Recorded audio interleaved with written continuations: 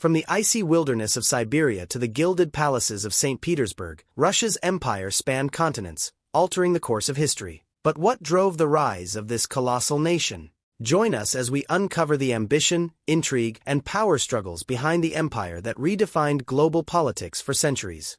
Imagine a vast expanse of land, stretching across forests, tundras, and rivers, more than a third of the Earth's surface. In the 9th century, on the banks of the Dnieper River, the first whispers of a great civilization were taking root. This land was known as the Kievan Rus, an early medieval state founded by Slavic tribes and ruled by the Vikings, the Varangians, who came from Scandinavia. They were led by a ruler named Rurik, who established his rule in the city of Novgorod in 862. His descendants would soon conquer and unify the region, paving the way for the rise of a powerful realm. In 882, Rurik's successor, Oleg of Novgorod, took control of Kiev, uniting the Eastern Slavs and founding what would become known as Kievan Rus. The state grew rapidly, dominating trade between the Byzantine Empire and the Norse world. But this was not just a land of commerce, it was a land of bloodshed, too. The Rus warriors, skilled in raids and battles, forged a brutal yet prosperous kingdom. Yet, despite its wealth, Kievan Rus would be the battleground of political intrigue. Successive rulers vied for power, and wars erupted over who would control this fledgling empire. The most significant event came in 957 when Princess Olga of Kiev, one of the most formidable rulers of the early state, cemented a diplomatic alliance with the Byzantine Empire and embraced Christianity, laying the foundation for the Christianization of Rus. The seeds of Russian orthodoxy had been planted. However, internal strife and external invasions began to chip away at the Kievan Rus. By the early 12th century, as the Kievan Rus fractured into a series of feuding principalities, a new and terrifying force arrived from the east, the Mongols. Led by Genghis Khan and his descendants, the Mongol hordes swept across Asia and Europe with unprecedented speed and ferocity. By 1240, they had ravaged Kiev and much of the Rus lands. For 2.5 centuries, Russia was under the oppressive rule of the Mongols, a period known as the Mongol Yoke. The Mongols imposed crushing taxes, destroyed cities, and left the Russian princes as mere vassals. Yet, amidst this devastation, a new force was rising: Moscow.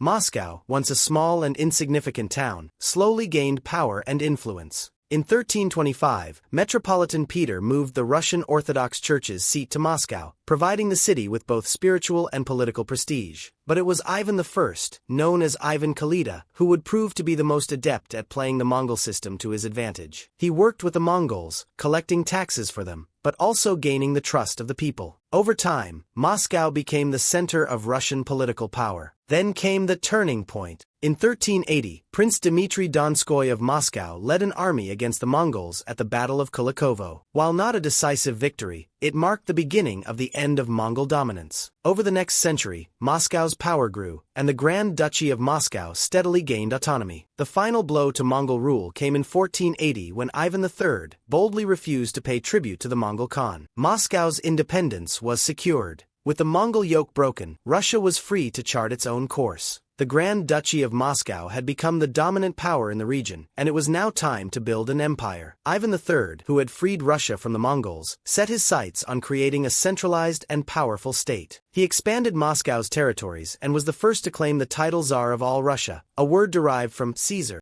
linking Russia to the glory of ancient Rome. The title signified not just political power, but a spiritual mandate as well. Ivan III sought to position Moscow as the Third Rome, the successor to the Roman and Byzantine empires, due to its Orthodox Christian faith. But the real test of power would come with Ivan IV, better known as Ivan the Terrible. Ivan IV was crowned Tsar of Russia in 1547, and his reign began with promise. He modernized Russia, expanding its borders through brutal military campaigns in Siberia, and consolidated power, centralizing the monarchy. But as time went on, Ivan's temper grew more erratic and cruel. His paranoia led to the infamous Oprichnina, a secret police force that terrorized the nobility and the populace alike. Ivan's cruelty was matched by his ambition. His wars, his purges, and his tyrannical rule left a mark on Russian history that would echo for centuries. Yet, despite his monstrous reign, he expanded Russia's borders to the Volga River and beyond, establishing Russia as an empire stretching from Europe to the Pacific.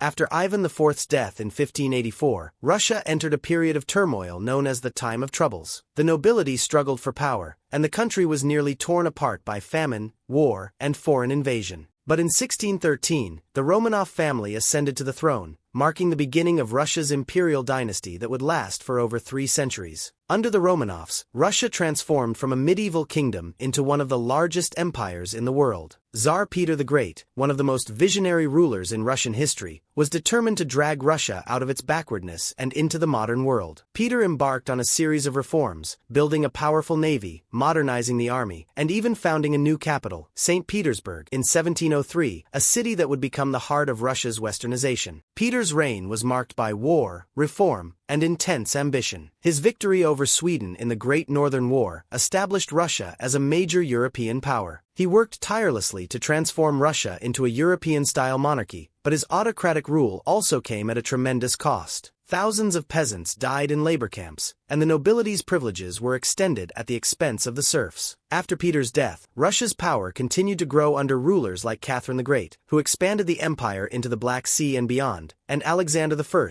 who played a pivotal role in the defeat of Napoleon in 1812. By the late 19th and early 20th centuries, Russia was a giant on shaky ground. The wealth of the empire was built on the backs of peasants and workers, many of whom lived in abject poverty. The Russian Tsars were increasingly disconnected from the suffering of their people, and discontent brewed. In 1917, after years of hardship, the Russian Revolution erupted. The working class, inspired by socialist ideals, rose up against the monarchy. Tsar Nicholas II, the last Romanov ruler, was forced to abdicate, and soon afterward, he and his family were executed by Bolshevik revolutionaries. The Romanov dynasty had fallen, and with it, Russia's imperial era came to a dramatic end. But the story didn't end there. The Bolsheviks, led by Vladimir Lenin, seized control and established the Soviet Union, an entirely new political system. The Soviet Union would become a superpower in the 20th century, rising to compete with the United States during the Cold War.